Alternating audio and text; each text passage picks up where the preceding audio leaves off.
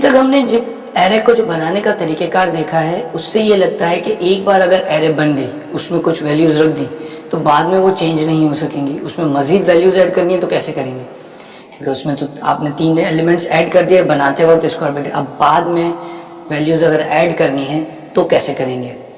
तो उसके लिए बहुत ही सिंपल तरीक़ेकार है कि आप जिस तरीके से पर्टिकुलर इंडेक्स से वैल्यूज़ को एक्सेस करते हैं, आप किसी पर्टिकुलर इंडेक्स पे वैल्यूज़ को असाइन भी कर सकते हैं।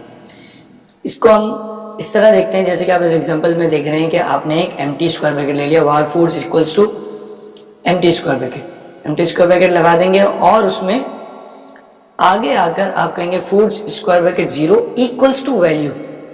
अब क्या हुआ, ये वही फूड्स इक्वल्स टू 0 जो कि एक्सेस करने के लिए यूज हो रहा था, वही उस वैल्यू को असाइन करने के लिए यूज हो रहा है। जैसे कि आप अभी तक हमने जितने भी वेरिएबल बनाए, var a इक्वल्स टू 5, तो var a इक्वल्स टू 5 जब हमने लिखा तो हमने a में 5 को असाइन किया, और अलर्ट में या कंसोल में आके हमने सिर्फ a लिखा तो वो उस a में जो वैल्यू मौजूद थी वो डिस्प्ले हो गई। एग्जैक्टली इसी तरीके से आप foods square bracket 0 equals to value, तो ये उसमें वैल्यू असाइन कर देगा। फूड्स 0 सिर्फ अलर्ट में, कंसोल में या कहीं भी आप असाइन करेंगे तो उसकी वैल्यू रिटर्न हो जाएगी।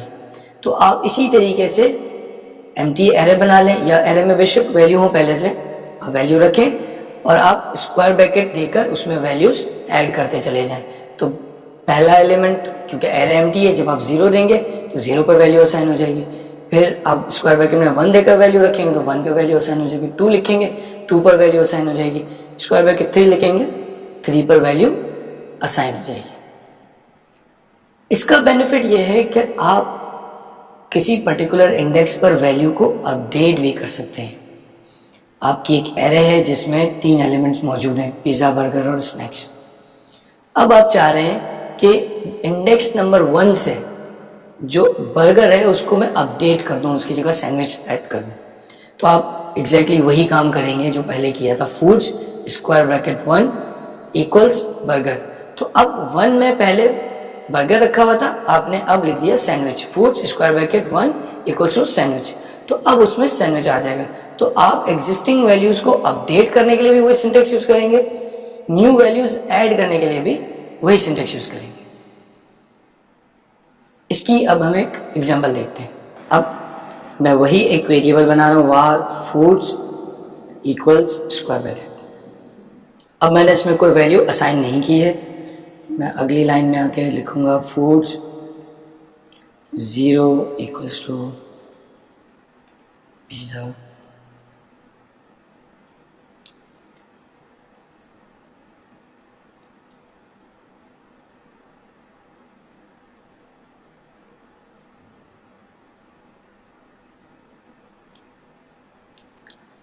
अब आपने क्या किया कि एक एरे बनाई एम्प्टी और उसके हर इंडेक्स पे वैल्यूज स्टोर करना शुरू कर दी।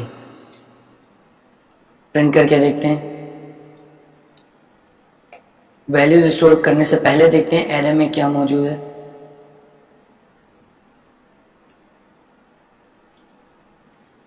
वैल्यूज स्टोर करने के बाद एरे का आउटपुट देखते हैं, और साथ साथ एरे के किसी अगर पर्टिकुलर इंडेक्स को हम एक्सेस करें, उसमें क्या वैल्यू आएगी।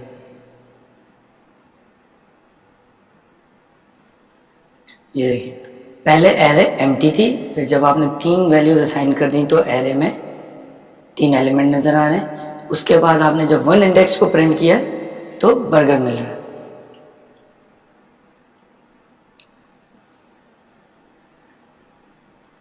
अगर यहां पर आप ऐसा इंडेक्स एक्सेस करें जो मौजूद ना हो तो अगेन वही होगा।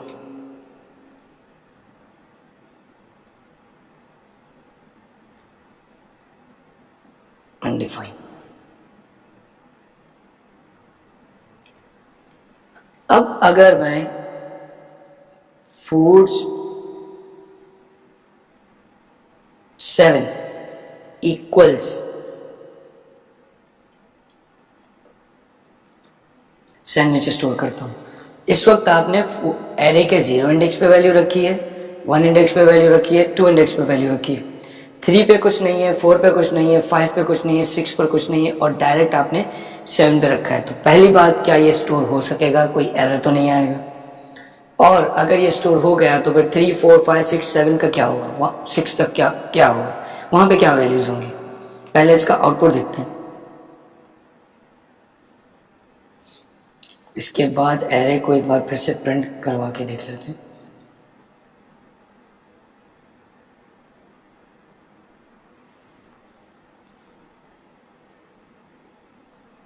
जीरो 1 to 7, तो इसमें इसकी प्रेजेंटेशन कुछ ऐसी है कि ये यहाँ दिखा नहीं रहा, वरना वो 4 एलिमेंट एम्प्टी बीच में मौजूद हैं। और अगर आप उनको एक्सेस करने की कोशिश करेंगे, और ये भी बात जहन में रहे कि अब एलिमेंट आपके टोटल एरे में पहले 3 थे, क्योंकि आपने 7th इंडेक्स पे सैंडविच ऐड किया है तो अब टोटल एलिमेंट 8 कंसीडर किए जा रहे हैं।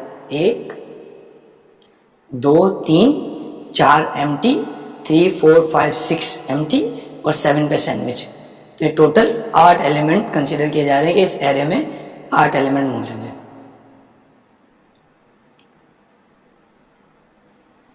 इसका मतलब ये है कि अगर मैंने इंडेक्स नंबर 4 को एक्सेस किया तो मुझे अगेन अनडिफाइंड मिलना चाहिए।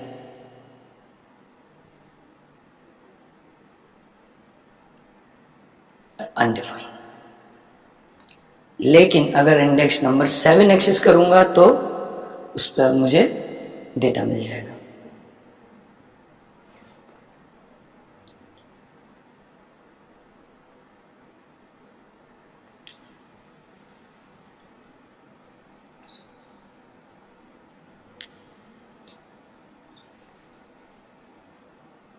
तो इस तरीके से आप एरे के डिफरेंट इंडेक्सेस को एक्सेस करके उनमें वैल्यूज स्टोर कर सकते हैं।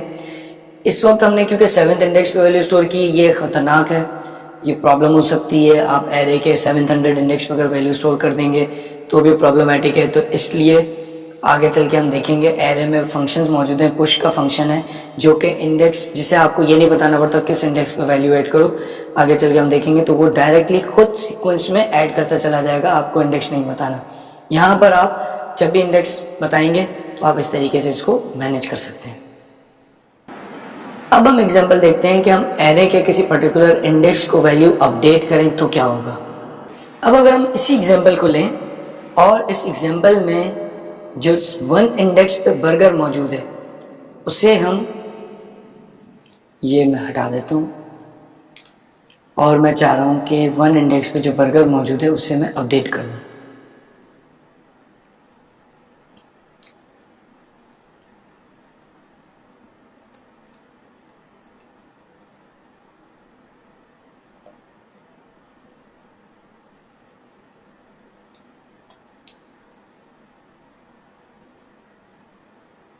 आउटपुट देखते हैं, एम्प्टी है, 3 वैल्यूज आ गई, यहाँ पर बर्गर है, बर्गर प्रिंट हुआ। अब हमने जब अपडेट कर दिया तो 2nd इंडेक्स पे सैंडविच आ गया और जब हम उसको एक्सेस कर रहे हैं तो वो एक्सेस भी हो रहा है और सैंडविच प्रिंट कर रहा है। तो आप किसी भी तरीके से उसमें वैल्यूज को अपडेट कर सकते हैं। किसी भी इंडेक्स पे, एग्जिस्टिंग इंडेक्स पे वैल्यू सेट करेंगे तो वैल्यू रिप्लेस हो जाएगी, किसी नए इंडेक्स पे वैल्यू सेट करेंगे तो वैल्यू ऐड हो जाएगी एक नए एलिमेंट के तौर पे। लेंथ प्रॉपर्टी, एरे में क्योंकि मल्टीपल एलिमेंट्स होते हैं और आप यूजर से इनपुट लेकर ड्यूरिंग द डेवलपमेंट जब आप उसमें वैल्यूज ऐड करते हैं तो आप ये ट्रैक लूज कर जाएंगे कि कितने एलिमेंट ऐड हुए इस एरे में। तो अगर आपको वो काउंट पता करना हो कि एरे में आपके पास कितने एलिमेंट मौजूद हैं तो आप एरे की एक प्रॉपर्टी है लेंथ, उसको कॉल करेंगे तो वो आपको रिटर्न करेगी वैल्यूज के आपके एरे में एलिमेंट कितने हैं।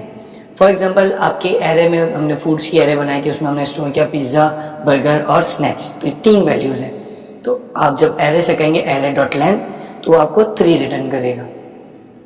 जब आप इस प्रॉपर्टी को एलिमेंट अगर होंगे 8 तो 8 रिटर्न करेगा। यहाँ पर ये जहन में रखना जरूरी है कि एरे के लेंथ 8 है, इंडेक्सेस आपको 7 तक मिलेंगे। तो अगर आप एरे को एक्सेस करने जाएंगे तो 0 1 2 3 4 5 6 7 लेंथ होगी 8। जब आप एरे से कहेंगे कितने एलिमेंट हैं, लेंथ प्रॉपर्टी 8 रिटर्न करेगी। इंडेक्सेस होंगे 0 1 2 3 4 5 6 7। इसकी हम एक एग्जांपल देख लेते हैं।